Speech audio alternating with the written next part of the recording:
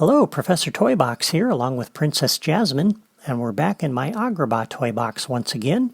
Today we're going to build the first side quest in this toy box, but before we do, I need to talk about performance.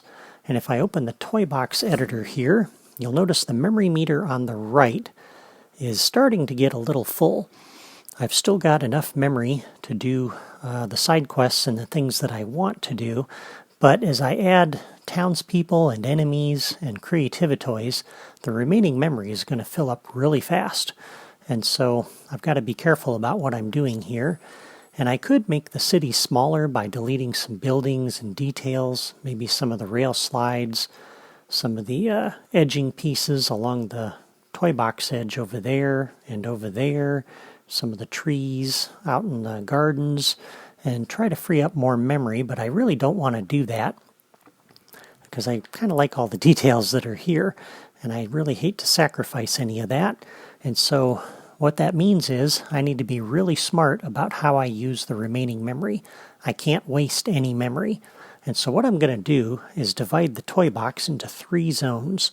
Zone 1 will be this area, which is just south of the main road. So that half of town will be Zone 1. And this half of the city will be Zone 2, that's the north side of the main road. And the palace grounds will be Zone 3. And I'm only going to generate enemies and townspeople for the zone that the player is in.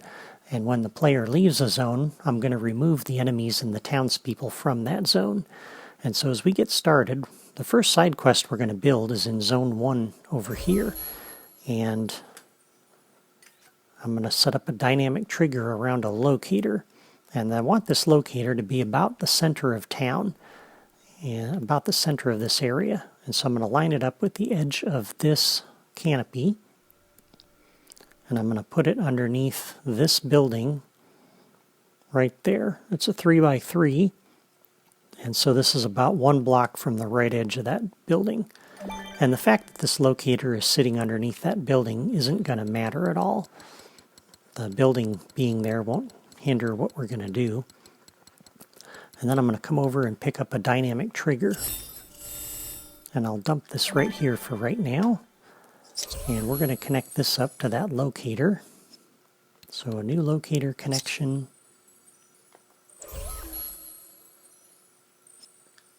And that'll be the center of the zone. And I've plotted that out on graph paper, and that's about the exact center of the area here. And for the target, we want it to be the locator. And for the trigger distance, I'm going to set up a radius of 100 around that locator. And that equates to 25 blocks. And so the radius around that locator will stretch all the way over here to the palace wall. And all the way out here, just past the edge of this building, and all the way out to the edge of there, the toy box there. And it's also going to extend out a little ways into this side of town. So when we're out here on most of the main road, that'll be part of Zone 1. And again, when we enter that area, I want to generate enemies and townspeople, and when we leave that, I'll remove them. And that'll minimize the memory usage. One issue we have, though, is that the starting pad here is inside Zone 1 right now. And it'll also be inside Zone 2, and we add that next time. And so when the player appears here, it's going to be generating enemies and townspeople for both Zone 1 and 2 at the same time that the level starter is trying to initialize the economy system and a whole bunch of other things. And so that's going to introduce a lot of lag. And so I'm going to pick this starting pad up, and I'm going to move this down here just inside this archway. And I've already plotted this out on graph paper as well with a compass, and I know that this is just outside the radius for Zone 1, which passes about right here. And so this way when the player starts here, they're going to be outside Zone 1 and 2 and 3. And so the level starter is not going to be bogged down with the game trying to do other things as well. And now we'll come back to that dynamic trigger in a moment, and we're going to build our first side quest over here in this little courtyard. And so I'm going to go ahead and drop all of the toys that I need, and I'll be right back in just a moment. Okay, I'm back, and I've placed all the Creativitoys that I'm going to need, and all I've done is place these out of the Creativitoys drawer. I haven't connected anything, I haven't set any properties, and I did that to save you from 3 minutes of boredom of me scrolling back and forth through that drawer and placing all of these. But what we've got is a collection pen, and a counter, and 2 locators stacked up on top of each other here, and a friend generator, a logic gate, a radar marker, a dynamic trigger, and a text displayer. And over here I've got another radar marker with 3 friend generators, and I've placed a locator for each. There's one here, there's one on the top of the building to the right, and one underneath the archway over here. And then on top of this building, I've got a sound generator, a loot chest, and an action enforcer. And I'm reusing the Dunbrock chest for this, even though it's decorative and it's going to be hidden. I don't want to use the generic loot chest out of the Creativitoys drawer because that'll introduce a new object type and use a little extra memory. And so we're going to reuse the Dunbrock one that we're already using elsewhere in the toy box. So as we get started, the first thing I want is the townsperson for our mission giver. And normally I would place him directly out of the townspeople drawer. But again, to save memory, I don't want him over here if I'm not anywhere near this part of the toy box. And so we're going to use a friend generator to put him down instead. And so underneath the friend generator, we're going to come down to the properties. And under the behavior, I'm going to have him stand still when he's generated so that he doesn't wander off. And what I want to do is connect up the dynamic trigger here for zone 1. So when the player enters this area, we generate that townsperson. And when they exit the area, we take that townsperson out.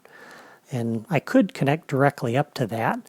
But if I have 2 players, I don't want to end up with 2 townspeople when each player ends up walking into this trigger area, into this dynamic trigger.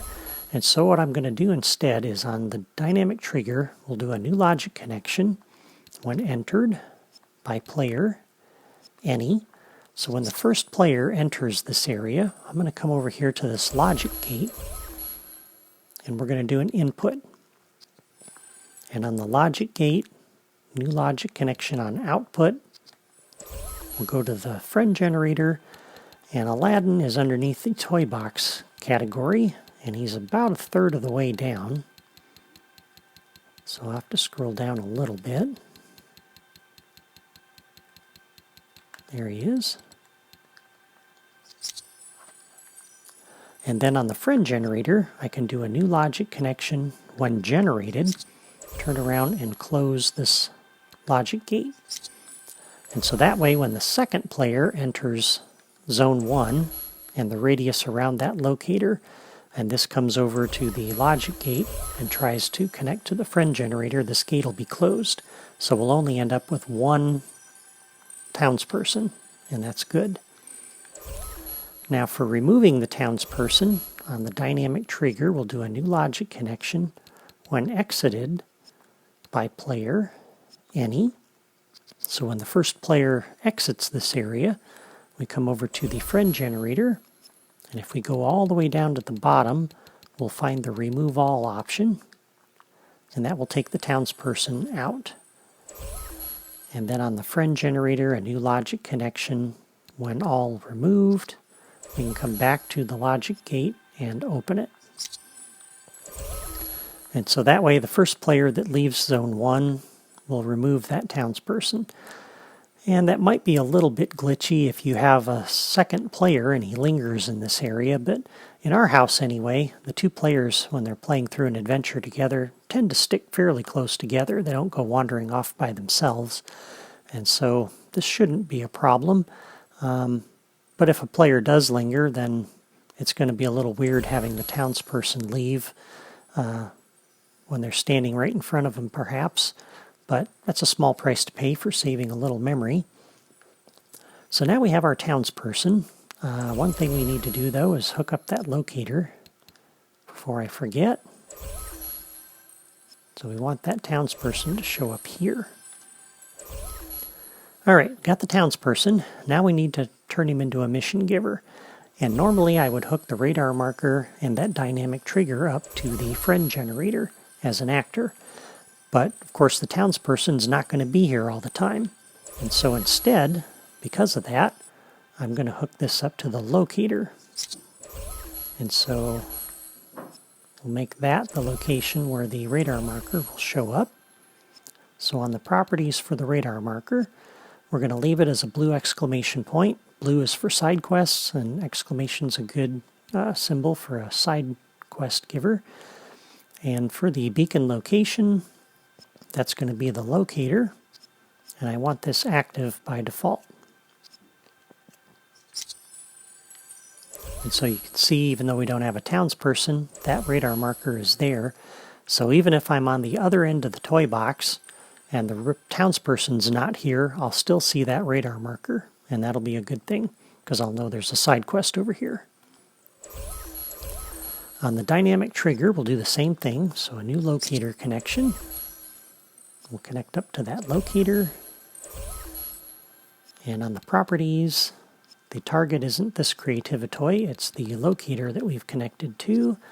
And the trigger distance, I'm going to set that to 6. So about a 1.5 block radius around that locator. And on the text displayer, under the properties, text duration 4, text style proposal, and all players can accept or reject the proposal. So from here on out, the mission giver is pretty much the same. On the dynamic trigger, new logic connection when entered by player any. So they approach the mission giver. We come over to the text displayer, and I'm going to come down to the missions category, and he'll say, will you help me? And now our mission giver is set up and ready to go.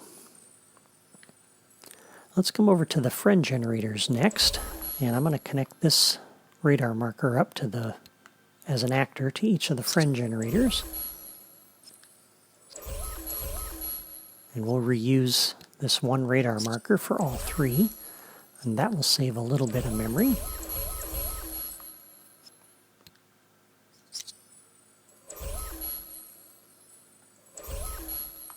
There we go. And on the properties for this radar marker, the beacon type, I'm going to use a blue arrow. Beacon location will be the connected actor. And I do want it off by default because I don't want to see this radar marker until the player starts the side quest. And then for the friend generators, we'll connect these up to the locators. So this one will connect over to this locator.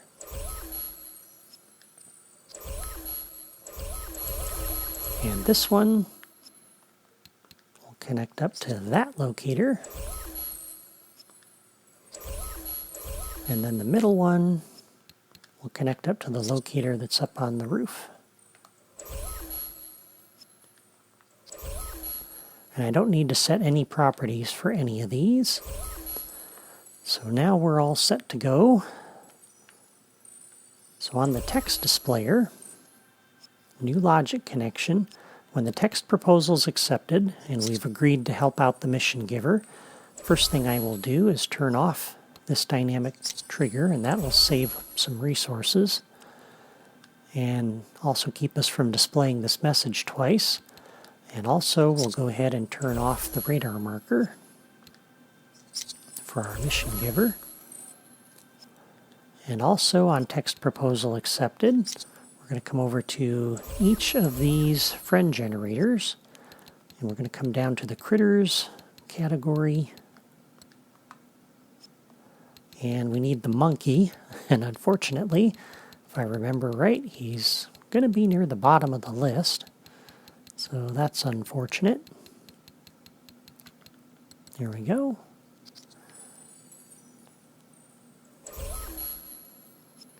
New logic connection, text proposal accepted. Come over to this one and do the same thing. Critters. It would be really nice if we could have scrolled upward and wrapped around to the bottom of the list, but oh well. What are you going to do? Here's the monkey.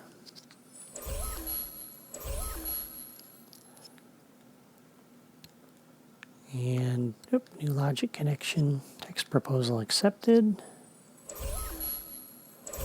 And I suppose I could have picked a different critter that was near the top of the list, but I really like the monkey. After seeing the Aladdin movie and the fact that Abu is a monkey and follows him around, it just kind of seemed appropriate that if I'm going to have an animal get loose, it would be the mischievous monkeys.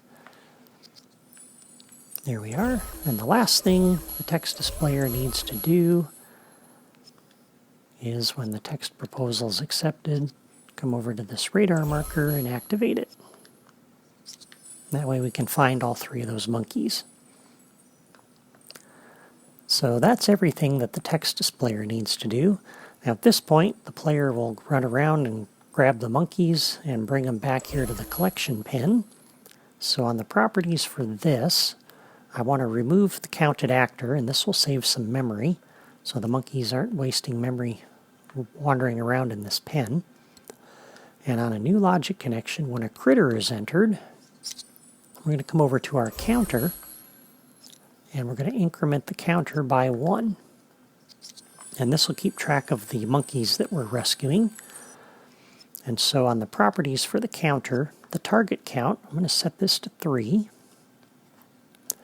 And we want it on, and the rest of these properties are fine. So on the counter, when the target count is reached and the player has saved all 3 of the monkeys, we're going to come up here to our sound generator, and I'm going to play out of the musical category the fanfare sound. And I kind of like that one for the completion of quests. It just kind of sounds good. And I'm going to turn off this 3D sound at speaker or locator property for the sound effect generator because I want to reuse this object for other side quests. And on the counter, a new logic connection when the target is reached. We'll come up to our action enforcer, and we'll make all of the players celebrate. And I also want to, on target reached, come up to our loot chest and spawn the loot. And for our loot, we're going to set this up the same way we did last time. We're going to have it generate the economy, which will put a coin out there for us. And all of the properties for this are fine. I do need to connect up a locator though, because I want the coin to show up out here. And I put this locator above the other one because if I put it on the ground, when we generate the coin, it'll be half into the ground and half out, which looks kind of weird. So that's why I generate the coins up in the air. And on the counter, we'll do a new logic connection. When the target is reached, we'll deactivate this radar marker over here to save resources. And one last thing, I'd like the mission giver to say something to the player. So we'll do a new logic connection on target reached. And now I can't reuse this one because I'm using that as a proposal. But I've already got a text displayer over here that is set up for a banner, and it has no logic connections, so I can reuse this one. And I'm going to come down to the missions drawer, and I'll have him say, "Thank you for your help."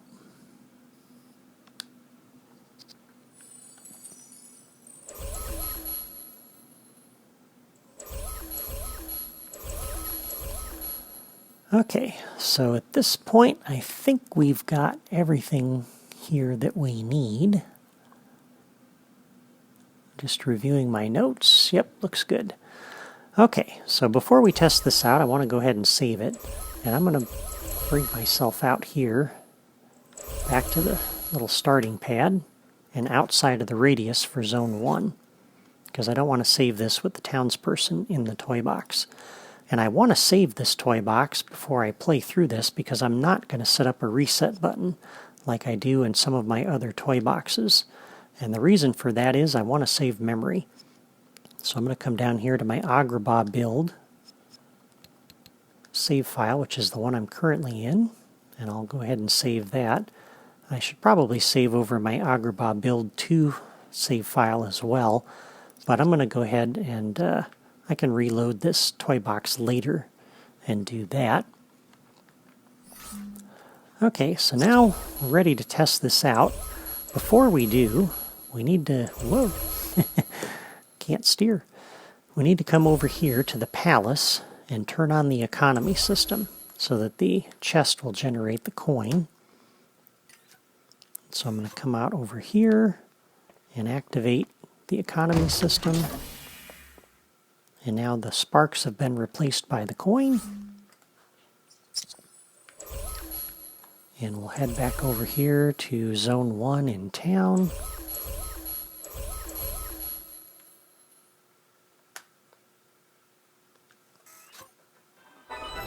And so now we've entered Zone 1, and there's our townsperson. And we can wander up to him. And he says, "Will you help me?" And I'll say, "Continue." And now at this point, we've got our monkeys.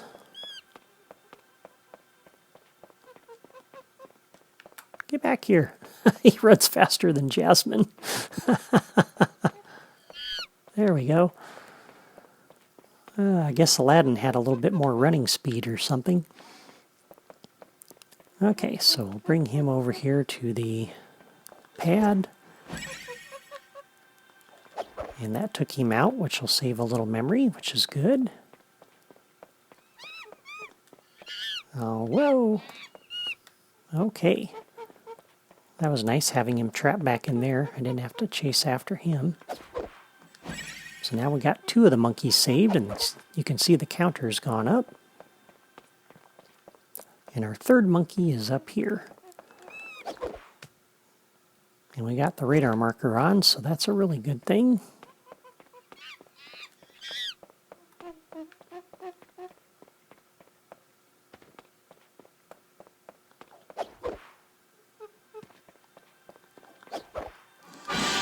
Goodness, I'm a bit surprised. There we go. And there's our coin. And now we've got that as our reward. So that's it for the first side quest. It's a fun little game, and the player earns a coin when they complete it.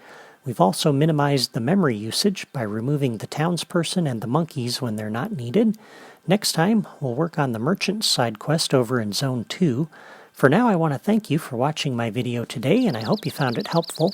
And a special thanks to all my subscribers for your comments and feedback so far. I'm glad you're enjoying this series. If you're not a subscriber yet and you like my Disney Infinity videos, all you need to do is click my photo in the lower right corner of this video or the follow button on my blog, and then you won't miss a single episode. See you next time.